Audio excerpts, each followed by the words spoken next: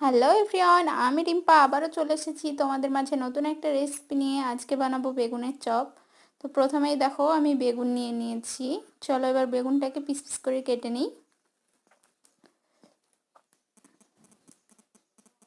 দেখো বেগুনগুলো আমি পিস পিস করে পাতলা করে কেটে নেব সবটাই। আজকে আমি দুটো বেগুন নিয়ে নিয়েছিলাম। রাত্রিতে বেগুন ভাজা দিয়ে ভাত খেতে খুবই সুন্দর লাগে, তো সেই জন্য চলো বেগুনের রেসিপিটা তোমাদের মাঝে শেয়ার করি। তো দেখো বেগুনগুলো আমি কেটে নিয়েছি সুন্দরভাবে পিস পিস করে। এবার দেখো জল দিয়ে ধুয়ে নিয়ে দিয়ে দিলাম পরিমাণ মতো হলুদ, দিয়ে দেবো পরিমাণ মতো লবণ, দিয়ে দেবো পরিমাণ মতো লঙ্কা গুঁড়ো, দিয়ে দেবো পরিমাণ মতো সওয়াজ গুঁড়ো, দিয়ে দেবো হালকা করে সরিষার তেল। সরিষার তেল দেওয়ার পরেই দেখো বেগুনটাকে আমি হাত দিয়ে সুন্দরভাবে মাখিয়ে নেব।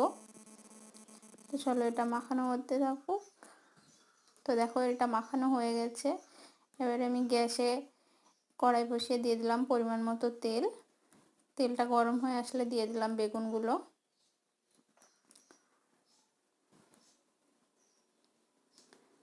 তো এই যে দেখো বেগুনগুলো আমি ভেজে নিচ্ছি। তো আমার চ্যানেলটাকে সাবস্ক্রাইব করো গাইস, তোমাদের ভালোবাসা অনেক দূরে গেছি, আরও ভালোবাসা দিও। আর আমার রান্নার ভিডিও তোমাদের কেমন লাগে কমেন্ট বক্সে কমেন্ট করে জানিও। তো দেখো বেগুনগুলো আমার ভাজা হয়ে এসেছে। এবার আমি চলো বেগুনগুলোকে তুলে নিই কেমন। তো এই তো আমি বেগুনগুলোকে তুলে নিয়েছি। এবার আমি খেয়ে নেব ভাত।